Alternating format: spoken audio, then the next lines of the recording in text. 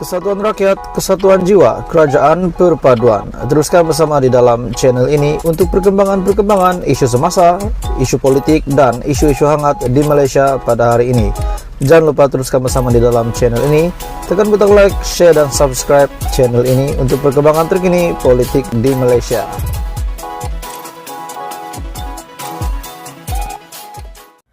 Hai semua, salam sejahtera Malaysia.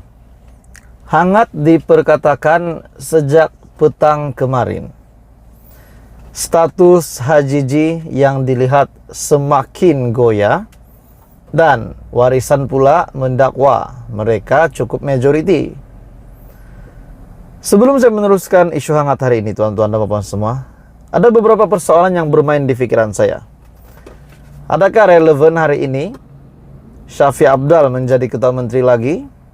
Dan adakah relevan untuk Hajiji tiba-tiba dibuang di dalam kerajaan Sabah?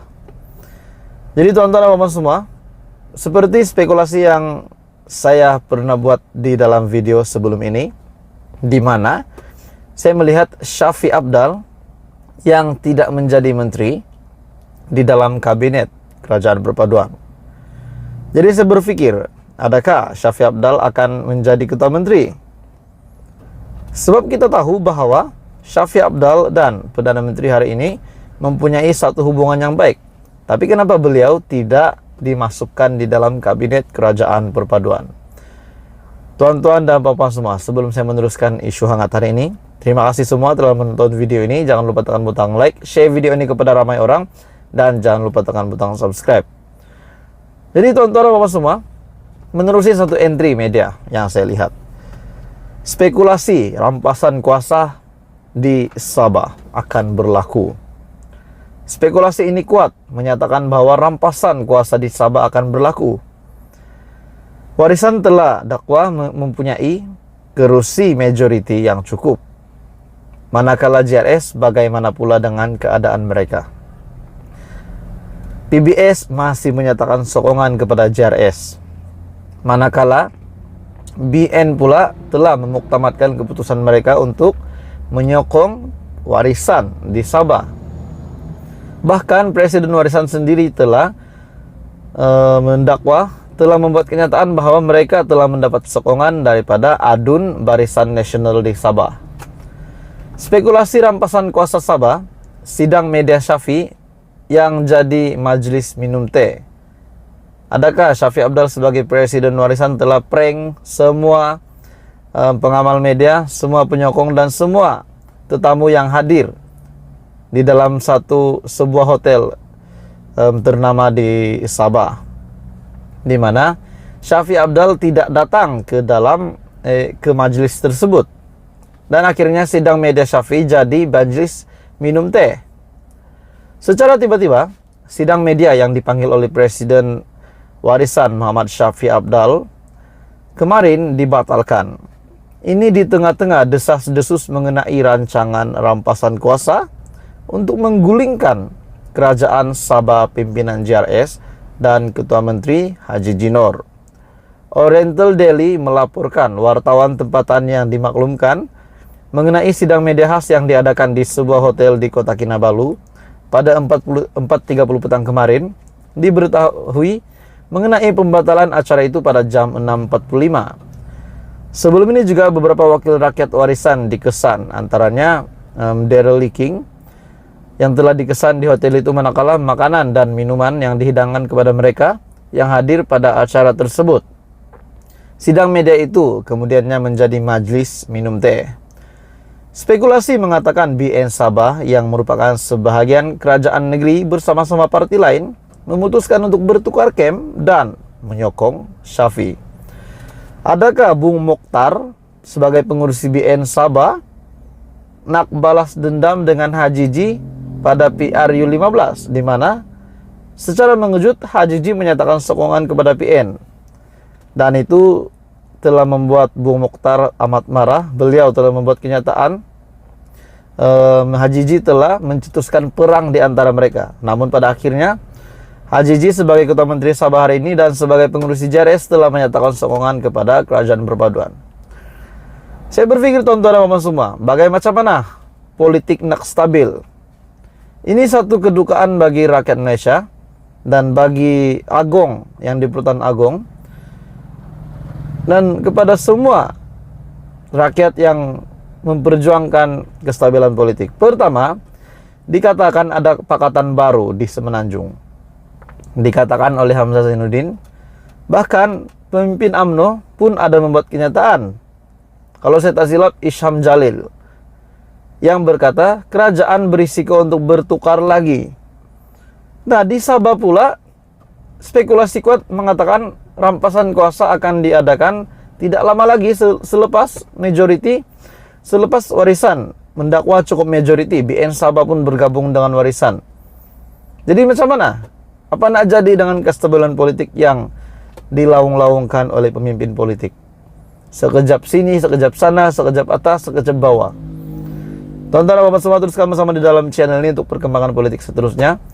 Dan jangan lupa tekan butang like, share video ini, dan jangan lupa tekan butang subscribe. Hai semua, salam sejahtera Malaysia, tuan-tuan dan bapak semua. Satu kejutan besar daripada pemimpin UMNO. Satu pendedahan, satu pengumuman yang paling mengejutkan seluruh ahli parlimen Barisan Nasional. Di mana seorang pemimpin UMNO, pemimpin Barisan Nasional telah ditolak.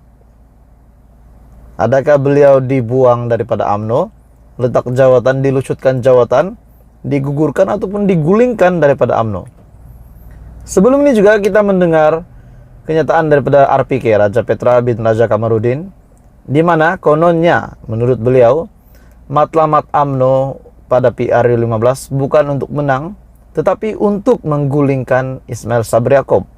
Dan saya tidak setuju dengan kenyataan, dengan statement oleh RPK. Adakah parti besar di Malaysia ini yang sengaja nak kalah PRU 15? Itu tidak relevan lah tuan-tuan dan bapak semua. Hari ini pula satu kenyataan lagi, di mana seorang pemimpin UMNO telah ditolak. Adakah beliau dibuang jawatan, dilucutkan jawatan, digugurkan, digulingkan? Dan siapakah beliau? Sebelum saya meneruskan isu hari ini, terima kasih kerana telah menonton video ini. Jangan lupa tekan butang like, share video ini kepada pengundi-pengundi UMNO, dan jangan lupa tekan butang subscribe. MKT UMNO akhirnya telah menolak rayuan Tajudin. Setelah dikemas kini, MKT ataupun Majlis Kerja Tertinggi UMNO telah memutuskan untuk menolak rayuan keahlian Datuk Seri Tajudin Abdul Rahman pada Khamis. Ahli Majlis Kerja Tertinggi UMNO, Isham Jalil berkata, keputusan penolakan permohonan tersebut disebabkan alasan-alasan disiplin seperti yang terkandung di dalam perlembagaan UMNO. Ada rayuan daripada Datuk Seri Tajudin, itu hari dia digantung, tetapi rayuan dia telah ditolak. Jadi penggantungannya berkuat kuasa pada hari ini. Itu disebabkan alasan-alasan disiplin seperti yang terkandung di dalam perlembagaan UMNO.